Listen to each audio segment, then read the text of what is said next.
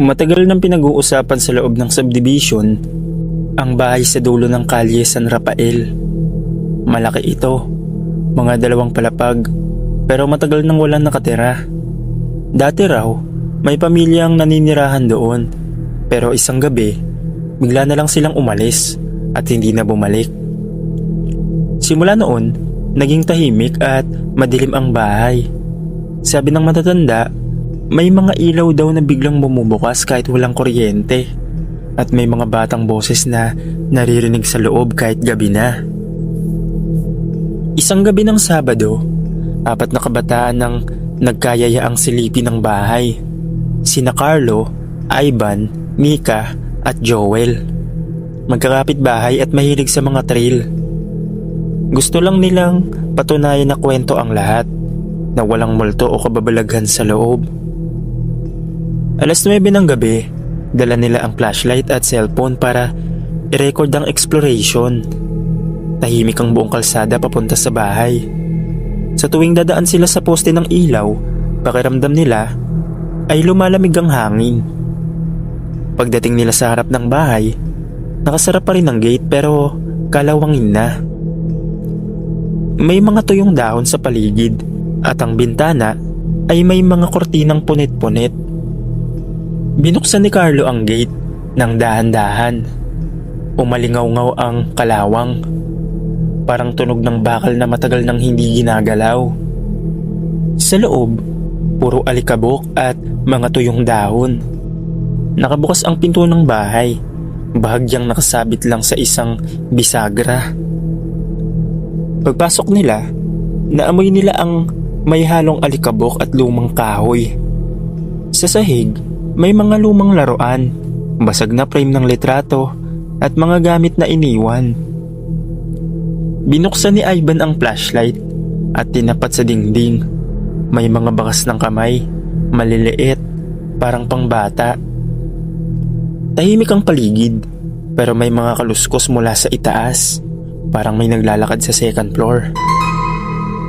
Tumingala si Nika, pero wala siyang nakita. Tanging punit na kortina lang ang gumagalaw kahit walang hangin.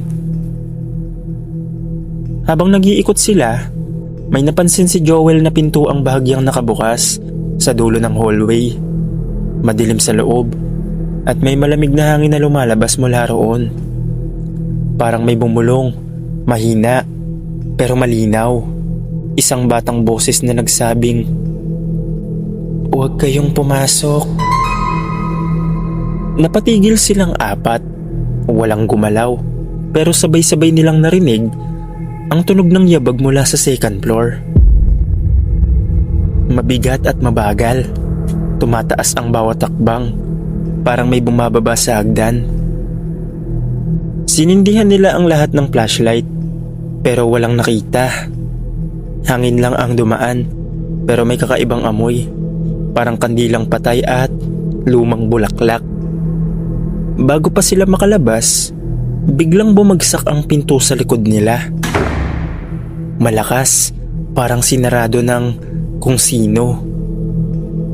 Napahinto silang 4 sa paglabas, pero hindi na nila mahanap ang gate sa dilim.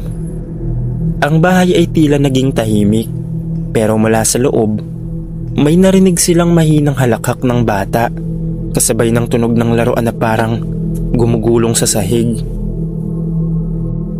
Habang hinahanap nila ang daan palabas, lalong lumamig ang paligid. Ang mga ilaw ng flashlight nila, isa-isang namamatay. Una kay Nika, sumunod kay Joel. Natira na lang ang ilaw ni Carlo. Nanginginig pa ang kamay niya habang hawak ito. Sa sahig, may mga tunog ng laruan na gumugulong. Sa dilim, kita nilang may mga munting anino na gumagalaw. Mabilis, parang mga batang nagtatakbuhan. Pero walang muka, puro hugis lang ng tao. Bumukas ang pinto sa dulo ng hallway, malakas, sabay may malamig na hangin na pumasok. Sa loob, kumikislap ang ilaw ng kandila, at sa gitna ng silid, may nakalagay na maliit na kabaong, kulay puti. Lumapit si Ivan, pilit tinitignan kung totoo. Nang silipin niya, nakita niyang may maliit na bangkay ng bata sa loob. Unti-unting dumilat ang mga mata nito. Sumigaw si Ivan at tumakbo, pero biglang nagsara ang pinto.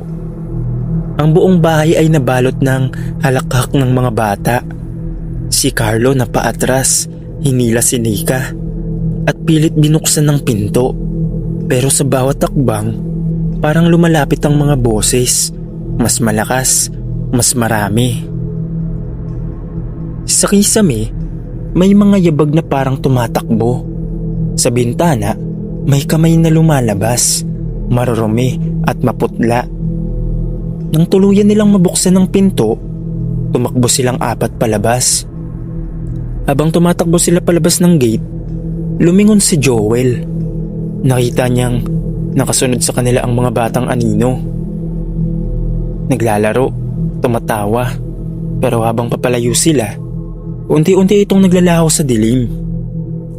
Pagdating nila sa kanto, hingal na hingal silang 4. Tahimik na ulit ang paligid, parang wala nangyari. Pero mula sa loob ng bahay, rinig pa rin nila ang tunog ng laruan na gumugulong sa sahig. Kinabukasan, binalikan nila ang bahay kasama ang mga tanod. Pero pagpasok nila, wala na ang mga gamit, wala na ang kabaong, at malinis ang sahig.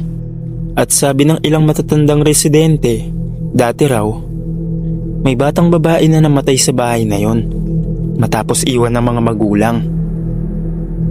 Matapos yun, pinasara ng admin ng gate papunta sa dulo ng kalye.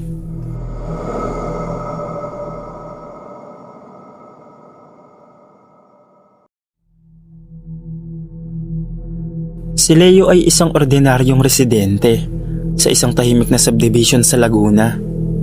Laging maaga siyang natutulog at bihirang lumabas ng gabi.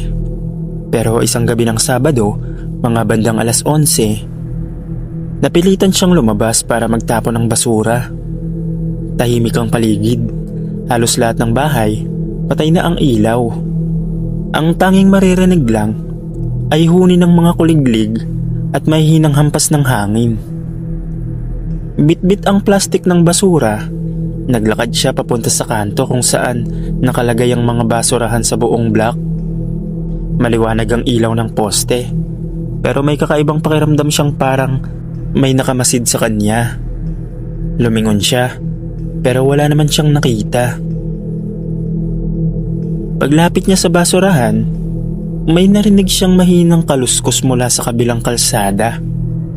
Akala niya aso o sasakyan, pero nang tumingin siya, may nakita siyang bagay na dahan-dahang lumulutang sa gitna ng kalsada. Sa una, hindi niya maaninag kung ano, pero habang papalapit, unti-unti niyang nakikita na parang kabaong, itim, lumulutang ng walang humahatak, gumagalaw pa abante, mabagal pero tuloy-tuloy. Nanigas siya sa kinatatayuan niya. Hindi siya makapaniwala sa nakikita. Akala niya guni-guni lang, pero nang mapansin niyang gumagalaw ito papunta mismo sa kanya, mabilis siyang umatras. Ang hangin biglang lumamig, pero rinig niya ang mahinang tunog mula sa loob ng kabaong, parang may kumakaluskus. Hindi niya na hinintay pang makita kung ano yun. Tumakbo siya pabalik sa bahay, pero sa sobrang takot, imbis na pumasok, nagdiretso siya sa kalsada palabas ng subdivision. Habang tumatakbo siya, naririnig niya ang tunog ng paggalaw sa likuran. Parang may mabigat na bagay na dumudula sa semento. Nang lumingon siya, nandun pa rin ang kabaong, lumulutang. Lumulutang ng mabilis at sumusunod sa kanya. Nang marating niya ang main road, huminto siya at lumingon ulit. Tahimik na ulit ang paligid. Wala na ang kabaong, parang naglaho na lang bigla sa hangin. Hingal na hingal siya, hindi alam kung saan magtutungo. Sa isip niya, baka pagod lang siya, O baka ilusyon lang dahil gabi na. Pero nang bumalik siya kinabukasan sa lugar kung saan nakita niya yon, may marka sa kalsada. Mahabang gasgas na parang hinila ang isang bagay na mabigat. Pagkatapos ng gabing yon, halos hindi nakatulog si Leo. Paulit-ulit sa isip niya ang nakita niyang kabaong na lumulutang sa gitna ng kalsada. Kinabukasan, nagtanong siya sa mga kapitbahay kung may napansin din. Pero walang nakakita kahit isa. Parang siya lang ang nakasaksi. Kinagabihan, pinilit niyang pakalmahin ang sarili. Naglagay siya ng ilaw sa labas at siniguradong sarado lahat ng pinto at bintana. Pero habang nakahiga, bandang 12:00, may narinig siyang kaluskos sa labas. Parang may dumadaan. Dahan-dahan siyang tumayo at sumilip sa bintana. Sa ilaw ng poste, nakita niyang may aninong dumadaan sa harap ng bahay. Huminto ito sa tapat ng gate. Nang tumutok ang ilaw, nanlamig siya. Naroon ulit ang kabaong. Parehong itim, parehong lumulutang. Unti-unti itong lumapit sa gate. Mula sa loob ng kabaong, may naririnig na mahinang hampas. Parang may kumakalabog. Tapos biglang tumigil. Ilang segundo ng katahimikan. Hanggang sa biglang bumukas ng kaunti ang takip.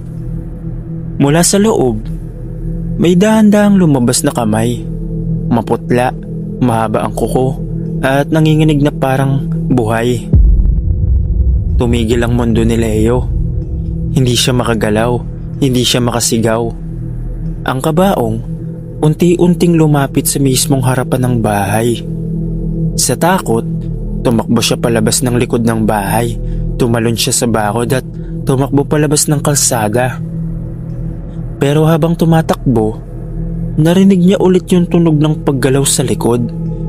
Parang may dumudula sa simento, mabilis at mabigat. Nang lumingon siya, nandun ulit yung kabaong. Mabilis na sumusunod, paunti-unting lumalapit sa kanya. Habang tumatakbo siya, parang humahabol din yun sa bawat liko niya. Wala nang ibang tao, wala nang ilaw, puro dilim na lang sa paligid. Nang marating niya ang dulo ng kalsada, biglang huminto ang tunog. Paglingon niya, wala na ulit ang kabaong. Tahimik. Ang hangin, malamig, parang walang nangyari. Nang bumalik siya kinabukasan, may mga bakas sa daan, parang mga guhit na iniwan ng bakal na hinila sa simento. Hanggang ngayon, tuwing nadadaan siya sa lugar na yon, may kaba pa rin sa dibdib niya. Wala nang muling lumabas ng gabi para magtapon ng basura sa block na yon. At sabi ng ibang kapitbahay, minsan daw, kapag tahimik na ang paligid, may dumadaan na aninong parang kahon na lumulutang sa gitna ng kalsada. Sandali lang tapos biglang naglalaho.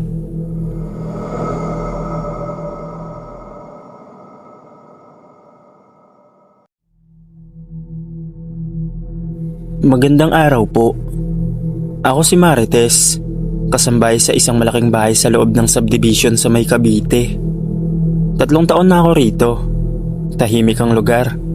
Malalayo ang bahay. At sa gabi, halos walang dumaraan. Madalas akong mag-isa kapag gabi dahil wala ang mga amo ko. Sa unang taon ko, wala akong napapansin. Pero nang tumagal, may mga kakaibang tunog na akong naririnig. Minsan may parang kaluskos sa bubong. Minsan, parang may naglalakad sa labas ng bakod. Inisip ko noon na baka pusa lang o aso. Pero iba na ang bigat ng mga yapak. Isang gabi, naglalaba ako sa likod bahay. Madilim. Tanging ilaw ng kusina lang ang liwanag. Habang nagkukusot ako, may napansin akong aninong dumaan sa likod. Walang daan sa likod, puro bakod at puno lang. Kaya nagtaka ako. Nagpatuloy ako sa paglalaba, pero ramdam ko na may nakamasid. Ilang minuto pa, may narinig akong kalmot sa pader. Parang kuko ng hayop. Napatigil ako. Nang sindihan ko ang flashlight, may nakita akong kamay na mahaba ang kuko. Mabilis na umaakyat sa bubong. Natakot ako. Tumakbo ko papasok sa loob ng bahay at isinara ang lahat ng pinto. Mula sa loob, rinig ko ang mga yapak sa bubong. Mabigat, paikot-ikot, parang may hinahanap. Tapos biglang tumahimik ang paligid. Tapos biglang sunod-sunod na tumahol ang mga aso. Sabay-sabay, parang may nakikita sila. Ramdam ko na may presensyang nakatingin mula sa labas ng bintana. Gumalaw ang kurtina kahit sarado ang bintana. Lumipas ang ilang minuto bago tuluyang natahimik ang lahat. Pero mula nun, tuwing 10:00 ng gabi, naririnig ko pa rin ang mga yapak at kalmot sa bubong. Hindi ko alam kung anong nilalang yun, pero alam kong hindi lang ako ang nakakaramdam. Kinabukasan, parang walang nangyari. Tahimik ang bahay at maliwanag ang paligid. Pero sa bubong, may mga gasgas na hindi ko alam kung saan galing. Malalim, parang kinayod ng matatalas na kuko. Pinunasan ko lang at sinubukan kalimutan. Pagsapit ng gabi, bumalik ang kaba ko.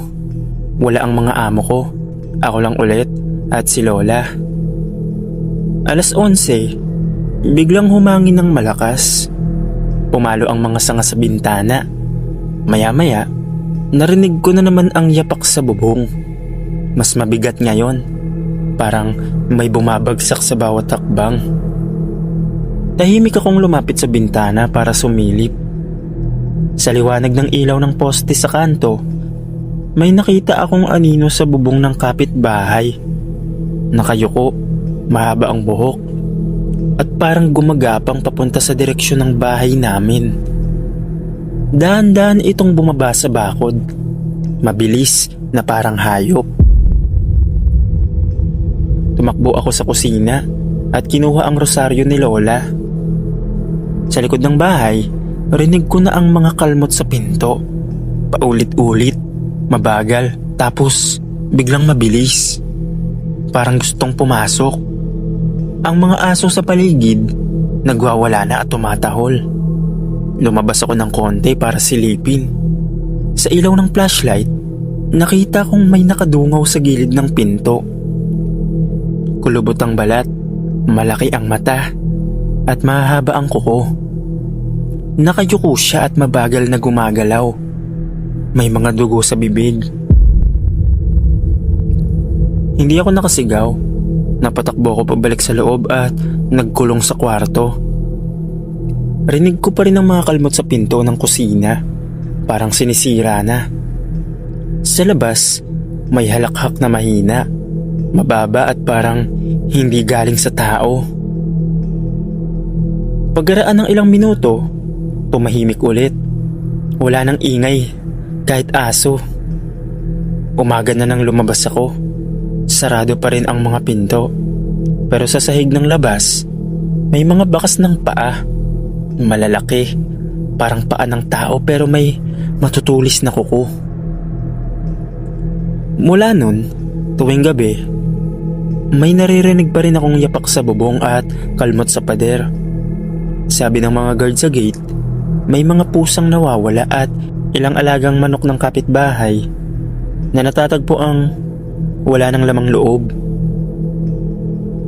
Lumipas ang ilang linggo. Nag-resign ako at lumipat sa ibang bahay.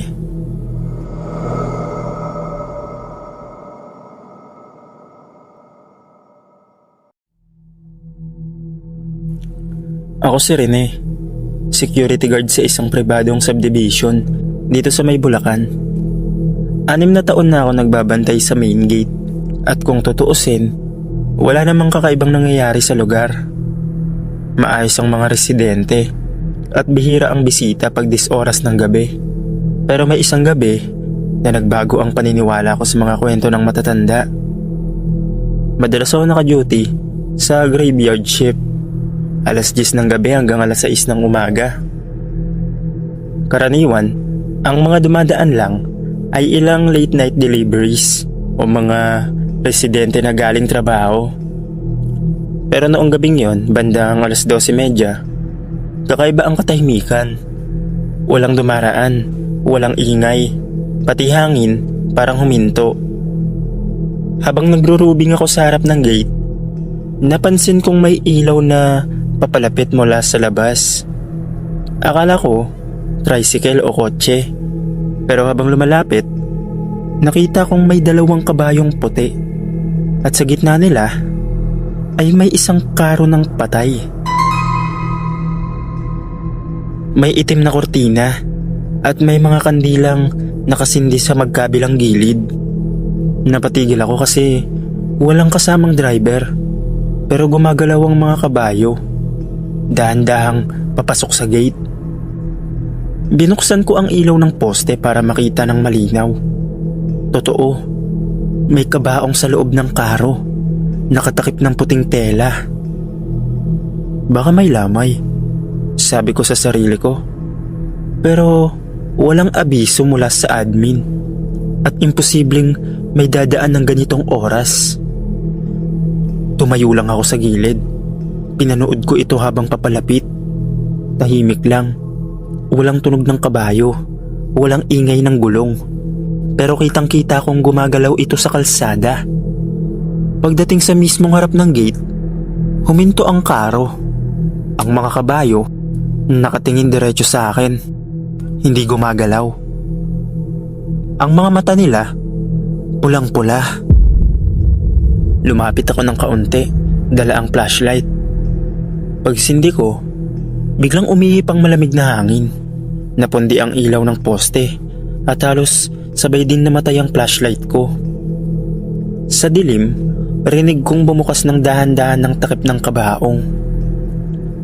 Mula sa loob, may mahinang tunog ng kaluskos. Tapos, may humaplos sa hangin. Malamig at mabigat. Parang humihigop ng lakas. Ang mga kabayo, sabay-sabay na humahalinghing. Pero hindi gumalaw. Parang nakatingin lang sila sa akin. Sa sobrang takot, umatras ako pabalik sa guardhouse. Pero paglingon ko, wala na ang karo. Wala na rin ang kabayo. Ni marka ng gulong sa lupa, wala na. Ang tanging naiwan lang ay amoy ng kandilang bagong patay at malamig na hangin na dumampis sa balat ko. Kinabukasan, kwento ko sa kapwa ko guard.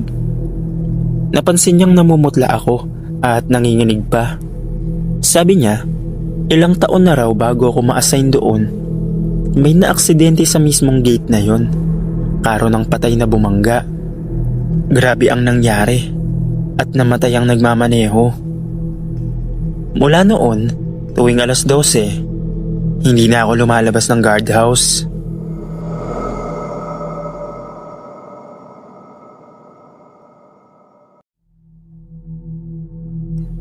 Si Aling Lorna ay matagal nang nakatira sa lumang bahay sa loob ng isang tahimik na subdivision sa Quezon.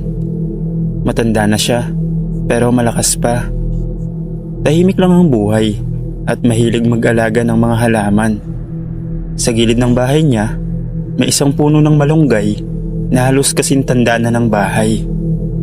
Sabi ng matatanda sa lugar, huwag daw puputulin dahil matagal nang may nakatira doon. Pero hindi naniwala si Aling Lorna. Isang araw, nagpasya siyang ipaputol ang puno. Sabi niya, sagabal na daw kasi at luma na ang ugat na baka makasira pa sa pader. Tinawag niya ang 2 trabahador para putulin ito. Pagbagsak ng puno, biglang lumamig ang hangin. Hindi niya pinansin at pinalinis lang ang bakuran. Pagkatapos ng araw na yun, nagsimula ang mga kakaibang bagay. Tuwing gabi, may naririnig si Aling Lorna na parang may naglalakad sa labas ng bahay. Minsan sa likod, minsan sa tapat ng pinto. Akala niya kung anong hayop lang. Pero nang minsang silipin niya, wala siyang nakita. Kinabukasan, nakita niyang nakatayo ang maliliit na sanga ng malunggay sa gitna ng bakuran. Yung mga sanga na ipinatapon niya kahapon. Nakatindig ulit, parang itinanim ng kung sino, at ramdam niya na may malamig na presensyang nakamasid. Pagsapit ng hating gabi, habang nasa kwarto siya, narinig niya ang kaluskos ng mga tuyong dahon. Mahina lang sa una, hanggang sa marinig niyang may mahinang kalabog sa pader. Mula sa kisame, may tunog ng naglalakad, mabagal, parang paa ng matanda. Paglingon niya sa bintana, may nakita siyang aninong dumaan sa labas. Mahaba ang buhok at tila nakatingin sa direksyon niya. Nangalumbaba ito sa labas ng bintana at sa liwanag ng poste, nakita niyang puno ng putik ang mga kamay nito at may mga tuyong dahon ng malunggay na nakadikit sa balat. Napaatras siya, nanginginig, kumuha ng rosaryo at nagdasal. Pero habang nagdarasal siya, unti-unting umihip ang malamig na hangin sa loob ng bahay kahit sarado lahat ng pinto. May amoy ng lupa at bulok na dahon. Sa sahig, may bakas ng paa, basa, parang galing sa labas. Umabot ng ilang minuto bago tumigil ang lahat. Nawala ang ingay at bumalik ang tahimik na gabi. Kinabukasan, tumawag siya ng pari para pabasbasan ng bahay. Habang nagwiwisik ng holy water si Father, napatingin siya sa lupa sa gilid ng bakod. Sabi niya, parang may libingan dito dati. Doon pala dating nakalibing ang isang matandang babae bago pa raw itayo ang subdivision. At sa mismong ibabaw nun, itinanim ang puno ng malunggay. Matapos yon, hindi na nakatulog mag-isa si Aling Lorna. Lagi na siya nagpapasama sa pamangkin niya at tuwing gabi, nagsisindi siya ng kandila sa gilid ng bakuran kung saan tumubo ang puno dati.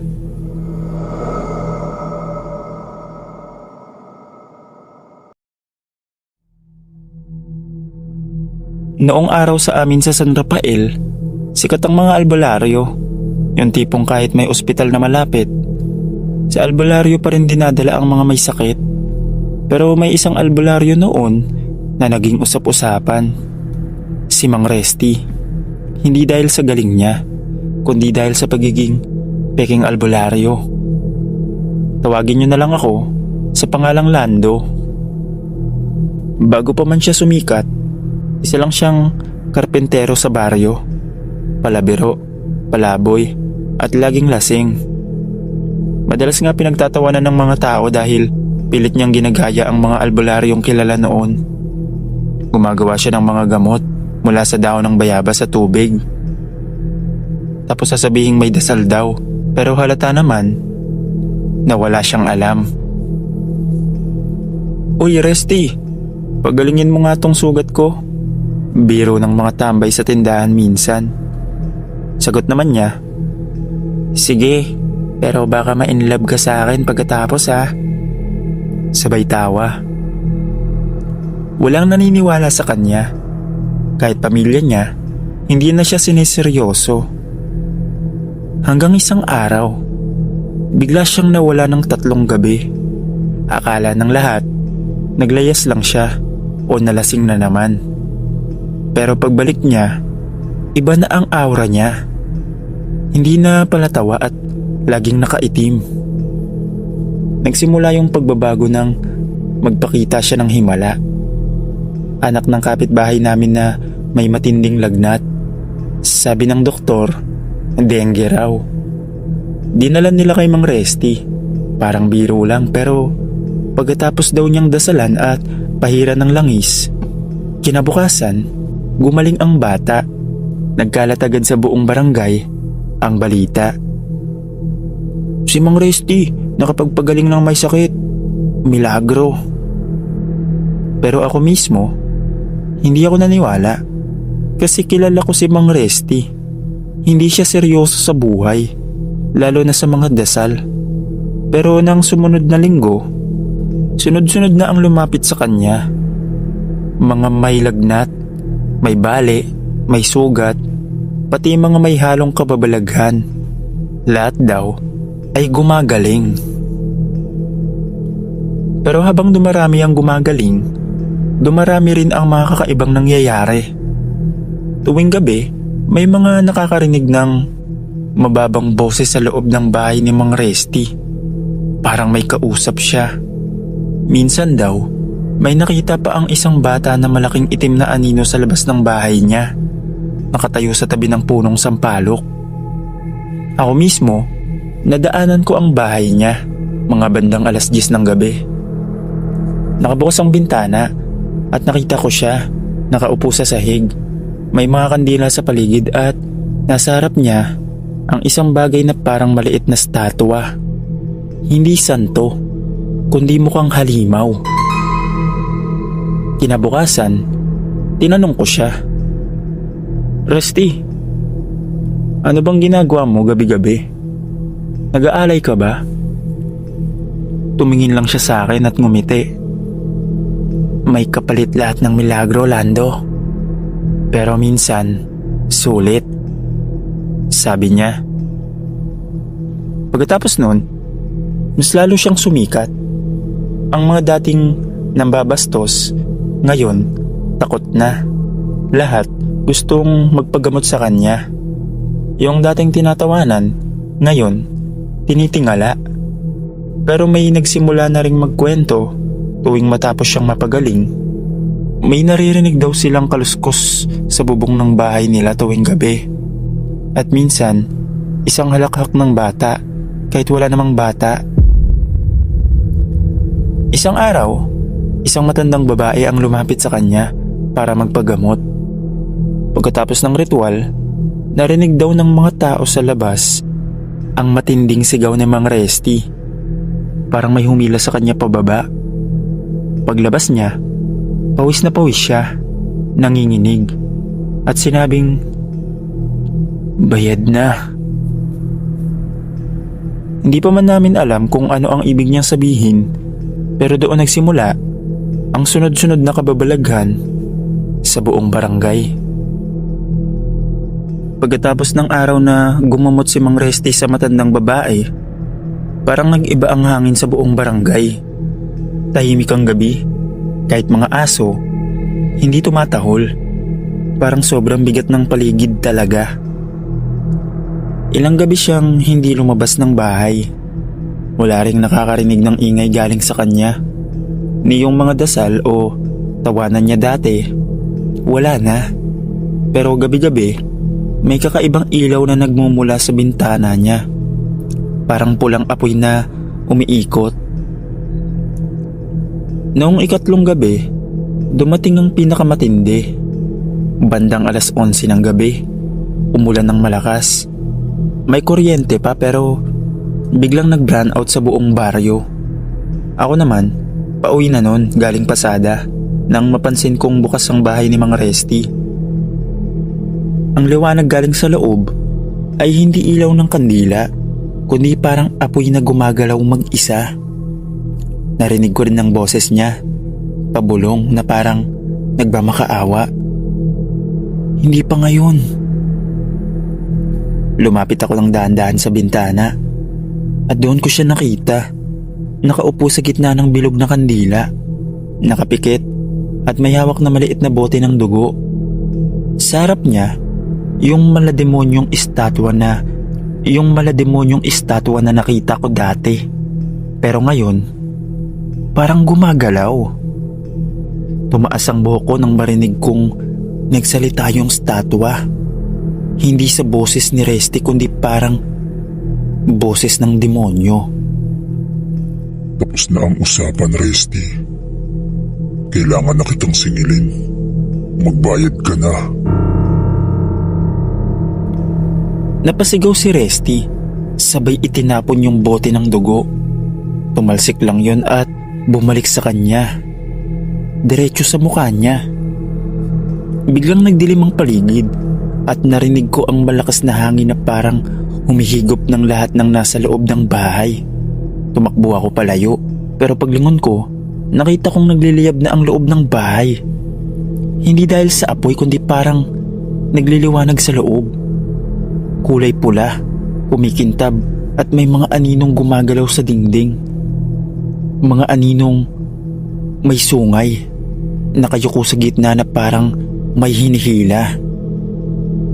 Sumigaw ulit si Resty, pero yung sigaw niya hindi na parang pang tao, parang dalawang boses, sabay, isa niyang sarili at isa pang mababa, malalim, parang halimaw.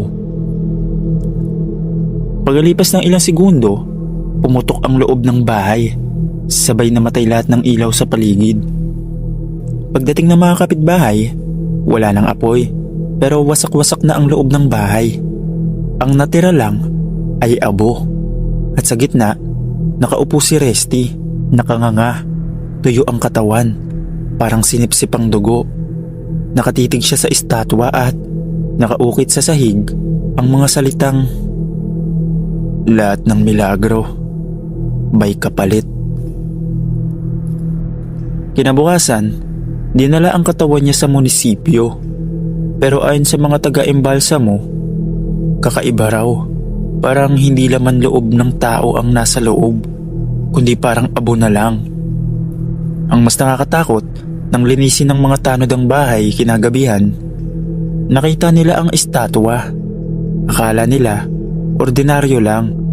Pero nang hawakan, mainit daw. Isa raw sa mga tanod ang nagtangkang itapon sa ilog. Pero nang maitapon nila at bumalik sila sa bahay ni Mang Resty, nasa harap na ulit ito ng bahay. Tuyong-tuyo pero parang nakangisi na. At simula noon, wala nang nangahas tumira sa bahay na yun.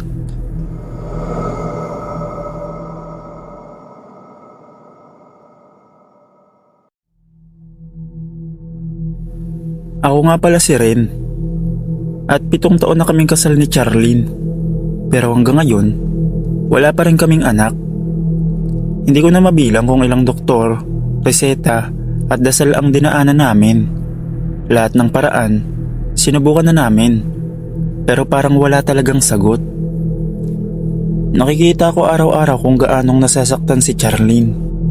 Minsan umiiyak siya ng tahimik habang pinagmamasdan ng mga batang naglalaro sa kalsada. Ako naman, pilit kong pinapakita na okay lang. Pero sa totoo lang, mabigat na rin sa loob ko. Isang araw sa trabaho, may nakakwentuhan akong matandang lalaki. Sabi niya, may batis daw sa Batangas na may kapangyarihang makapagpagaling ng kahit anong karamdaman. May mga mag-asawa raw na hindi magkaanak pero nagkaroon matapos maligo roon. Milagro daw yun. Noong una, natawa lang ako. Pero habang binabalikan ko ang sinabi niya, parang may kung anong umudyok sa akin. Kinausap ko yung asawa ko, pero ayaw niya. Sabi niya, "Ren, tigilan na natin yan." Puro sabi-sabi lang. Pero nagmakaawa ako. Sabi ko, wala namang mawawala kung susubok kami. Sa uli, pumayag siya. Maaga kaming umalis 1 linggo ng umaga. Ilang oras din ang biyahe. Pero pagdating namin doon, parang napawi lahat ng pagod ko. Tahimik ang lugar, puro puno, at sa gitna ay isang malinaw na batis. Ang tubig ay malamig at parang buhay. Tahimik lang yung asawa ko. Pero ramdam kong kinakabahan siya. Ako ang unang lumusong. Nilagyan ko ng tubig ang palad ko at dahan-dahang ipinunas sa noo niya. Saka ko siya hinikayat na maligo rin. Ayaw pa sana niya, pero sa uli, lumusong din siya. Habang nakatingin ako sa kanya, parang may kakaibang pakiramdam sa hangin. Tahimik ang paligid at ang mga dahon ng puno ay tila gumagalaw ng sabay kahit walang malakas na hangin. Pag-uwi namin, wala kaming inasahan. Tulad ng dati, tahimik lang ang mga gabi namin.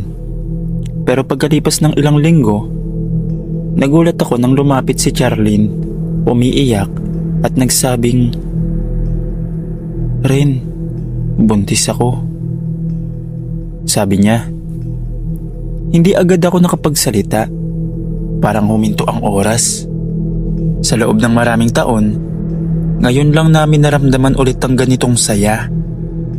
At mula noon, naniwala ako may mga bagay talagang hindi kayang ipaliwanag ng sensya. Minsan, may mga himala na tahimik na naghihintay sa mga taong hindi pa sumusuko. Pagkatapos naming malaman na buntis na siya, halos hindi ako makapaniwala. Parang panaginip lang. Lahat ng pagod, takot at dasal namin sa loob ng 7 taon, bigla na lang natupad. Halos araw-araw, nagpapasalamat ako sa Diyos at sa batis na yun sa Batangas. Pero habang lumilipas ang mga linggo, may mga kakaibang nangyayari. Tuwing gabi, bigla na lang nagigising si Tia. Sabi niya, may naririnig daw siyang tinig ng babae sa labas ng bahay. Parang bumubulong. Ingat ka sa tubig. May kapalit ang milagro. Una, akala ko buntis lang siya kaya sensitibo. Pero minsan, ako mismo may narinig na tunog ng agos ng tubig tuwing madaling araw.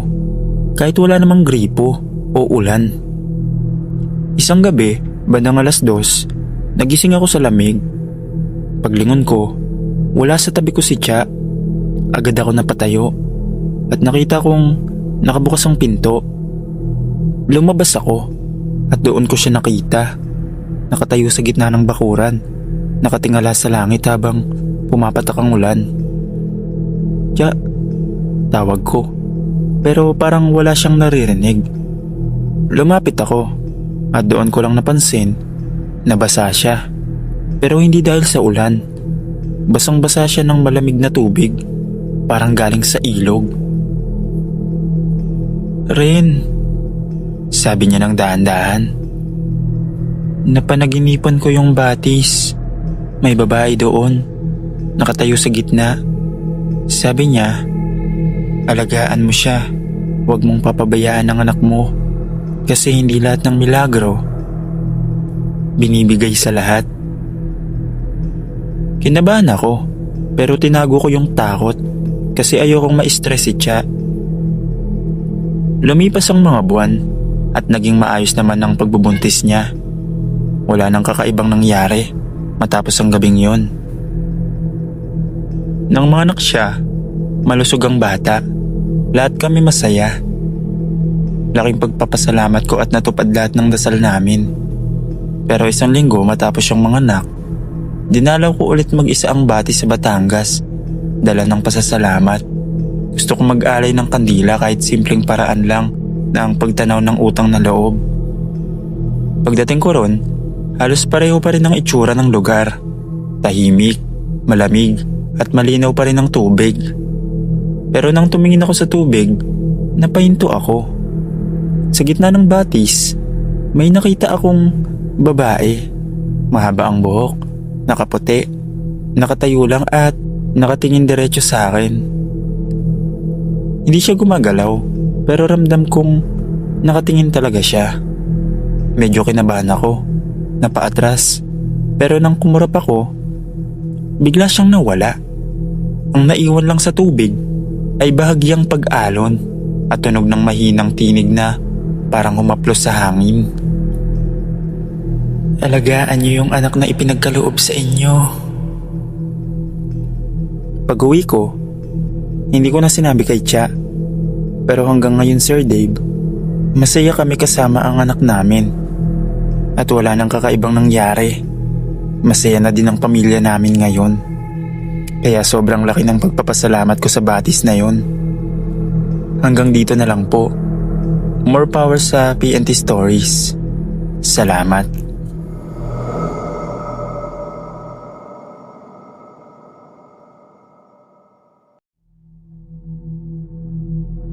Marami na akong naririnig tungkol sa mga himala sa Quiapo. Mga taong gumagaling, nagkakatrabaho, natutupad ang panalangin. Pero noong taong 2016, ako mismo ang nakasaksi ng isang milagro na hanggang ngayon ay ayoko nang maalala. Kasi hindi lahat ng milagro ay galing sa langit. Ang pangalan ko ay Ruel. Araw ng Biyernes noon. Isa sa mga pinakamaraming tao sa simbahan. Maaga akong pumwesto sa gilid ng karyedo, malapit sa underpass. Nagbebenta ng mga kandila at pulseras na may imahe ng Nazareno. Karaniwan na ang siksikan, ang amoy ng kandila at ang halong usok ng insenso sa hangin. Pero may kakaiba ng araw na yon. Parang mabigat ang paligid at ramdam kong may kakaibang presensya kahit hindi mo makita. Habang nag-aayos ako ng paninda, napansin kong may isang babae sa harap ng simbahan. Payat at parang hindi naliligo ng ilang araw. Nakaputi siya pero gusgusi ng suot. Parang pangdasal na luma na. Bitbit niya ang isang lumang imahe ng Santo Niño at paulit-ulit siyang nagdarasal. Pabulong lang pero may tono ng galit. Hindi panalangin na paghingi ng awa. Parang may kausap siya. Lumapit siya sa altar pero bago pa makapasok sa simbahan, bigla siyang napahinto. Nakatitig lang siya sa malaking imahe ng Nazareno sa loob at nagsimula siyang umiyak. Marami ang tumingin pero ako parang natigilan lang. Iba kasi ang pakiramdam ko. Parang bumagal ang lahat ng paligid. Tapos may malamig na hangin na dumaan kahit tirik na tirik ang araw. Maya-maya, dumapa siya sa sahig. Parang inatake. Yung mga tao, nagkagulo. Tulungan nyo. Pero walang lumapit agad. Nakatitig lang kami kasi habang nanginginig siya, naririnig naming naglalabas siya ng mga salita na hindi namin maintindihan. Hindi Latin, hindi rin Tagalog. Parang lumang wika o dasal na hindi dapat sinasabi. May lumapit na matandang lalaki. Suot ang lumang barong na may rosaryo sa leeg. Parang tagalinis lang siya sa simbahan. Pero seryoso ang mukha niya. Lumuhod siya sa tabi ng babae. Sabay sabing, "Hindi ito lugar para sa kanya." Pagkasabi niya nun, biglang tumahimik ang paligid. Yung mga ingay ng vendors, mga nag-aalok ng kandila, biglang parang natigil. Ang naririnig na lang ay paghinga ko at ang pag-iyak ng babae. Tinulungan ng matanda ang babae. Pinatayo niya ito at inalalayan papunta sa gilid ng simbahan. Pero habang papalapit sila sa may gilid kung saan madalas may nag-aalay ng kandila, nakita kong may tumulong likido mula sa Santo Niño na hawak ng babae. Parang dugo. Hindi ko alam kung guni-guni lang ba, pero nakita kong ngumiti ang babae habang dumadalo yun pababa sa kanyang kamay. Parang tuwang-tuwa siya. Kinagabihan, matapos akong magligpit ng paninda, nagkwentuhan kami ng mga kapwa ko vendor. May nakakita daw sa babae ulit, pero hindi na raw siya nag-iisa. May kasama siyang 3 batang lalaki na parang mga walang malay. Nakatingin lang sa kanya habang nagdadasal sa harap ng saradong simbahan. Sabi ng isang vendor na matagal na sa Quiapo, "Huwag mong isipin yun. Minsan yung inakala mong dasal, sumpa pala." Hindi ko yun pinansin sa una, pero kinabukasan, may kakaibang nangyari. Yung pwesto ko, biglang nagkaroon ng amoy na parang nasusunog na kandila at dugo. At sa gitna ng mga natunaw na kandila, nakita kong may nakadikit na maliit na piraso ng tela. Kulay puti, may bahid ng dugo at may nakasulat na mga salitang hindi ko mabasa. Kinagabihan ng araw na yun, habang nag-aayos ako ng mga paninda sa gilid ng simbahan, napansin kong kakaiba ang paligid. Madalas kasing maingay sa Quiapo kahit gabi na. May mga vendor pa, mga nag-aalay ng kandila, mga nagdadasal ng rosaryo. Pero ngayong gabi, Tila biglang naging tahimik ang buong paligid. Kahit ang mga kalapating madalas lumilipad sa bubong ng simbahan, parang wala. Habang nagwawalis ako ng natunaw na kandila, may naamoy akong kakaiba. Amoy sunog na kandila na may halong asim ng dugo. Napalingon ako sa may altar sa labas, kung saan madalas nag-aalay ang mga deboto. Doon ko nakita ulit ang babae. Suot niya pa rin ang parehong puting damit. Pero ngayon, mas marumi at basang-basa ng kung anong likido. Hawak pa rin niya ang lumang Santo Niño at nakalood siya sa harap ng isang mesa ng kandila. Pero ang mga kandila, hindi apoy, kundi parang itim na usok na paikot-ikot sa paligid niya. Dahan-dahan akong lumapit at habang papalapit ako, mas narinig kong malinaw ang dasal niya. Pero hindi yun ordinaryong panalangin. Kombinasyon ng dasal at sumpa. Paulit-ulit niyang sinasabing, "Bumalik ka sa akin. Ibalik mo siya." Ayun lang yung pinakang natatandaan ko sa sinabi niya. Maya-maya, kumulog kahit walang ulan.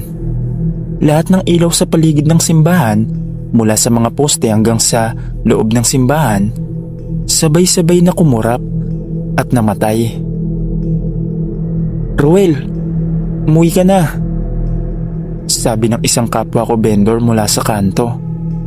Pero parang hindi ko kayang gumalaw. Parang may humihila sa akin na hindi ko maipaliwanag.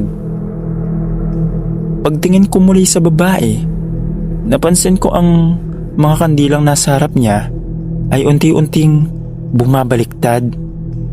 Parang hinihigop ng sahig, at doon ko lang napansin na may nabubuo sa ilalim ng paa niya. Parang anino ng batang gumagapang pataas sa katawan niya. Bigla siyang sumigaw. Isang sigaw na parang pinaghalong iyak, galit at paghingi ng tulong. Lahat ng mga vendor sa paligid nagsitakbuhan. Pero ako, natigilan lang kasi nakita kong gumalaw ang imahe ng Santo Niño sa kamay niya. Gumalaw talaga. Dahan-dahang ibinuka ng imahin ang bibig nito at lumabas ang manipis na tunog. "Hindi mo siya makukuha," sabi ng babae habang pinipigilan ng Santo Niño. Pero mula sa sahig, may kamay na lumabas. Maliit, parang kamay ng bata, at hinila siya pababa. Nabitawan niya ang imahin at gumulong ito sa lapag papunta sa paa ko. Pagyuko ko, nakita kong ang mukha ng Santo Niño ay hindi na ang dating ngiti. Nakangisi ito. Saka ko lang nagawang umatras. Tumakbo ako. Pero habang tumatakbo ako, naririnig ko pa rin sa likod ko ang boses ng babae. Hindi na sigaw ng takot, kundi parang tinatawanan ako. "Milagro, Ruel. Milagro." Nang mapakurap ako at nilingon ko yung babae ulit, wala na siya. Wala na ring bakas ng kandila, ng dugo o ng usok. Parang walang nangyari. Pero sa gitna ng sahig, kung saan siya nakaluhod, may naiwan. Isang piraso ng puting tela na may pulang marka ng kamay ng bata. Kinabukasan, sinubukan kong bumalik sa pwesto ko. Pero may nagsabi sa akin na isinara muna ang gilid na yon. Dahil daw may natagpo ang katawan ng babae. Payat at nakaputing damit. Ang hawak niya, isang lumang imahe ng Santo Niño na puno ng itim na abo. Hindi ko na tinanong pa kung sino nga ba yung nakita ko. Ayoko na ring malaman.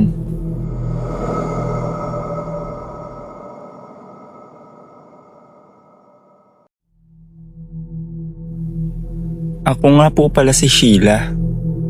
Tahimik lang ang buhay namin sa baryo. Hanggang sa isang araw, may nangyaring hindi namin malilimutan. Isang milagro raw ng Berheng Maria na sa unay ikinatuwa namin. Pero sa huli, kinatakutan ng buong lugar.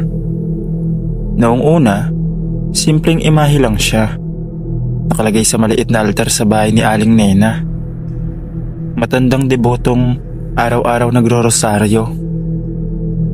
Madalas kaming mga kapitbahay ay dumadaan sa tapat ng bahay niya kasi lagi niyang sinasabing, "Magdasal lang kayo, may awa ang ina."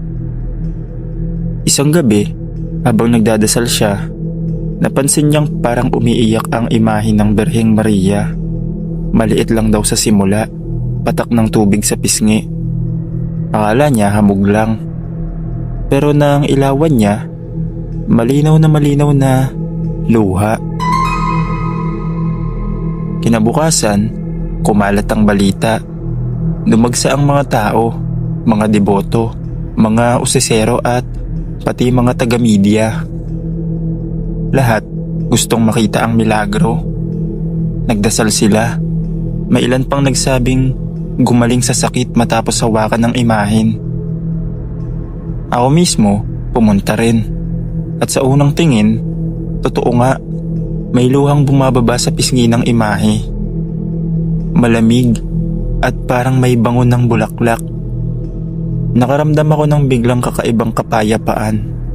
Kahit ako na hindi gaanong deboto, napaluhod ako. Araw-araw, dumarami ang pumupunta. Nagpatayo pa ng maliit na kubo si Aling Nena para doon ilagay ang imahen. Lahat na nagdarasal, tila nakaranas ng ginhawa. Dumami rin ang mga gumagaling. May batang nilalagnat, naggumaling at bumalik ang lakas. May matandang di makalakad na nakatayo ulit. Pero paglipas ng ilang linggo, may mga kakaibang nangyari. Tuwing hating gabi, may mga nakakarinig ng mga hikbi mula sa kubo kahit walang tao roon. Minsan daw, lumalakas ang amoy ng kandila at bulaklak kahit sarado ang bahay. May isa pang deboto na nagsabing habang nagro-rosaryo siya, nakita niyang dumilat ang imahen. Saglit lang, pero kitang-kita niya raw. Doon nagsimulang matakot ang mga tao, pero si Aling Nena mas lalo pang nagtiwala. "Huwag kayong matakot. Ipinapakita lang ng mahal na ina ang kanyang presensya," sabi niya.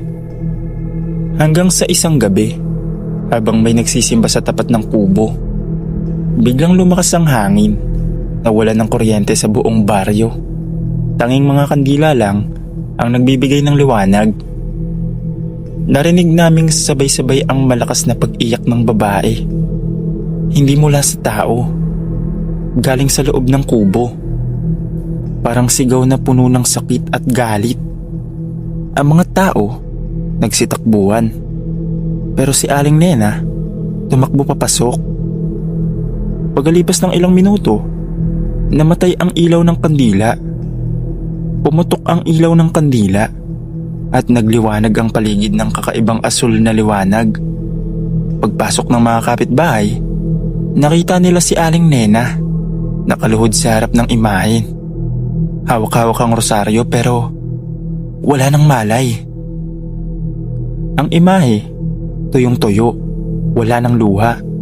Pero sa sahig, may bakas ng mga patak ng dugo. Kinabukasan, binawian ng buhay si Aling Nena.